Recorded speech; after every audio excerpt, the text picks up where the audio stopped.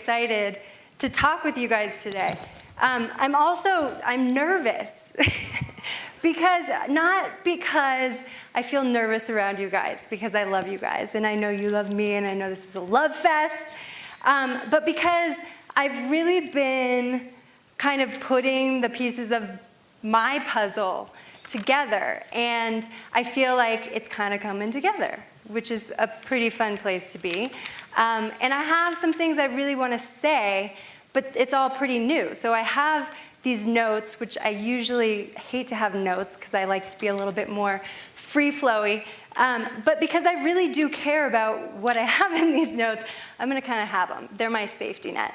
But I feel like this is just the beginning of something really big. So I'm excited to be able to share this with some of my really, really close friends and family and people who have been with me on this journey for quite a long time. So, as you can tell, I've been a professional snowboarder for most of my life, and along the way I have become a 2-time Olympian and an Olympic silver medalist, and I love that. And and a 4-time X Games gold medalist, which has been so meaningful to me because I've been able to do that here in Aspen on Buttermilk Mountain in front of all of my friends and family and community, which has always meant so much to me. And I've become an environmental advocate and really just a person in this world who has, for almost my entire life, been leading with love and figuring out what that really means in the first place. And the concept has always been so important to me and my husband that actually we've also become entrepreneurs. And we started a company called Alex, which stands for Always Live Extraordinarily. And Gina has been so gracious to let us be in the lobby out there. And it's our version of what it means to lead with love. And so definitely come by and check us out and find out more. I'll be there. My brother Andy, who is in the back, please stand up, Andy. He will be there.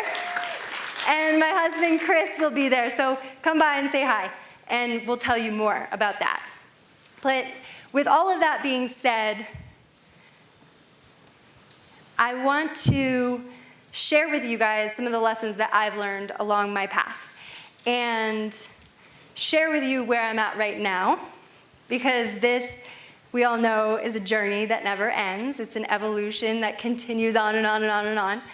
And I'm just excited that this is the beginning of sharing it with you guys. So here we go.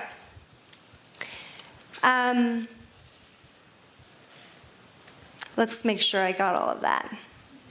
Yeah, one part I did miss is the whole point of Alex is to inspire this message, lead with love, always live extraordinarily in people's lives every single day. So I thought that I would break this talk up into 3 stories because my good friend Jerry mentioned that I should start with a beginning, middle, and end, and I'm going to do that.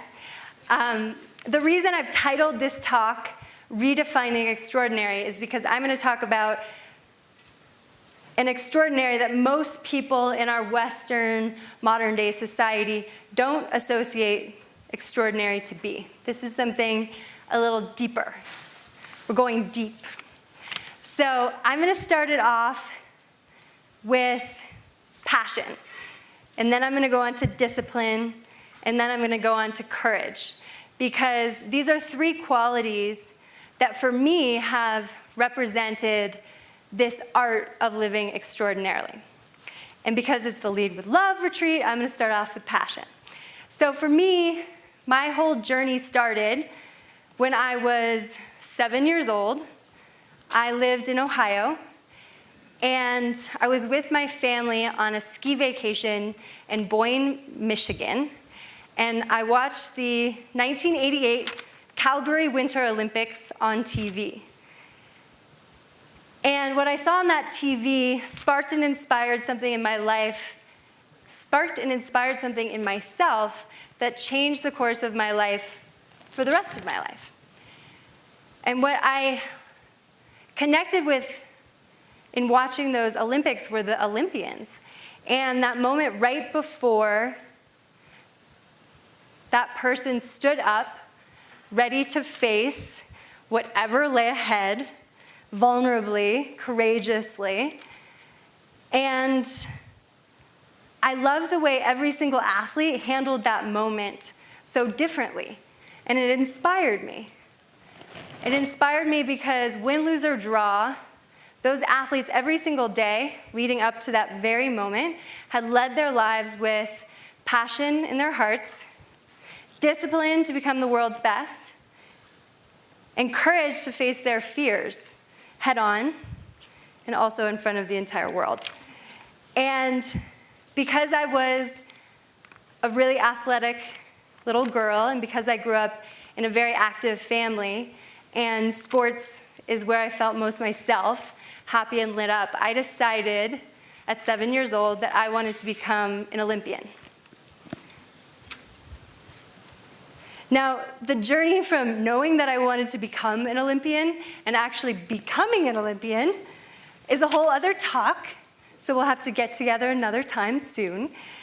But what I will say is it took 18 years, and in the beginning, I didn't know how I was going to become an Olympian, and actually I didn't really care how I was going to become an Olympian, which is actually something I recommend in people's dreams. Dream big and keep your dreams somewhat vague to allow yourself to grow into them. Because at 7 years old, I didn't know and I didn't care, and that was the beginning.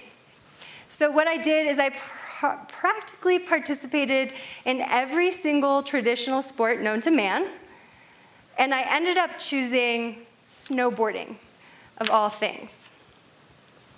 And this was a little bit ironic because at the time, snowboarding was actually not a sport at all, and it was not allowed on most mountain resorts. It was just considered a fad, and it was something that most skiers hoped would go away very quickly.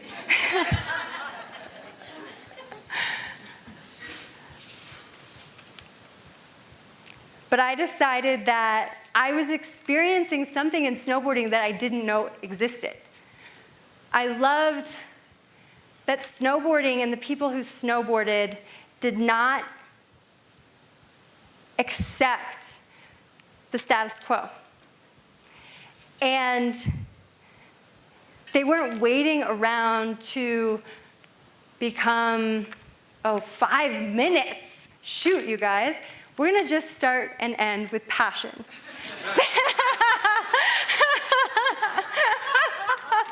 That's what we're going to do. Okay, so snowboarding represented people who decided that they wanted to be happy right now. They weren't going to wait around to be happy. They weren't going to get their college degrees, even though I think that's really important to do. But they were willing to step outside of society's norms in order to follow something in themselves that wasn't necessarily accepted, and that's what I wanted in on. But I also wanted to be an Olympian. So I dealt with a lot of people doubting my route, and I doubted myself because it was definitely out there that not only was I throwing away my future by not going to college, but I was throwing away my future to not just be a ski bum, but even worse, become a snowboard bum. But I decided to stay true, and because I did, in 1998, my destiny aligned, and snowboarding was inducted into the Winter Olympics in 1998. So, along the way, because I have to summarize now, because I have so much more to tell you, but I'm going to summarize. Along the way, I had to learn the discipline it takes to get out of your own way, my own way, because when all of a sudden it becomes crystal clear, the life you want to live, and now not just the life you want to live, but how you want to live it, Now it's just within your grasp. And so there's a tendency to hang on and become attached to that thing because you want it so badly. And this is where learning how to get out of your own way is very, very important.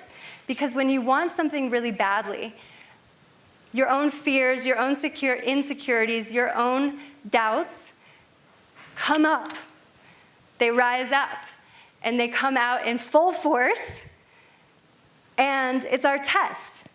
Do we want to live from fear and doubt and insecurity, or do we want to have the courage to step into our full potential, create the lives of our dreams, and then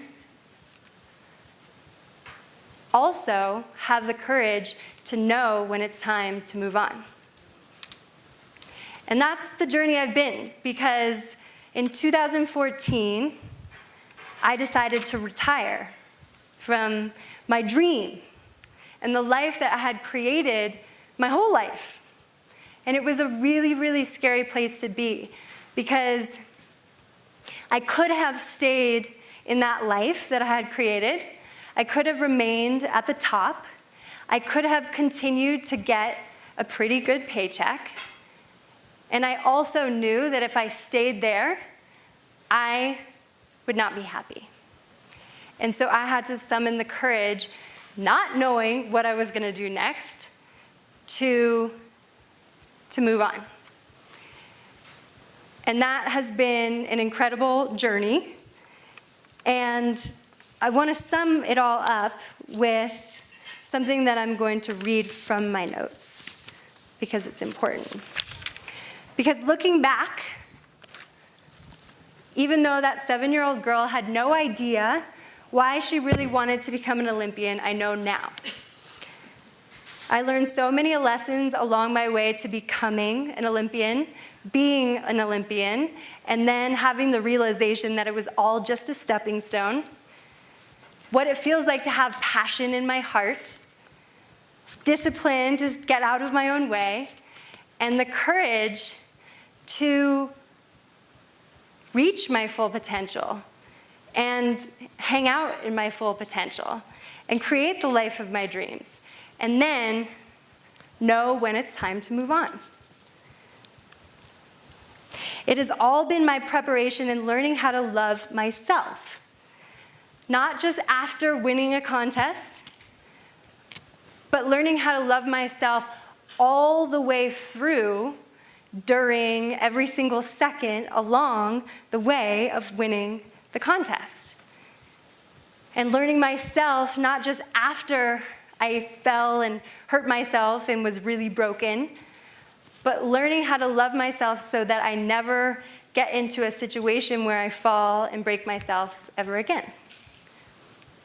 That was a part of the talk that I didn't get to talk to you guys about, but you probably know what I'm talking about.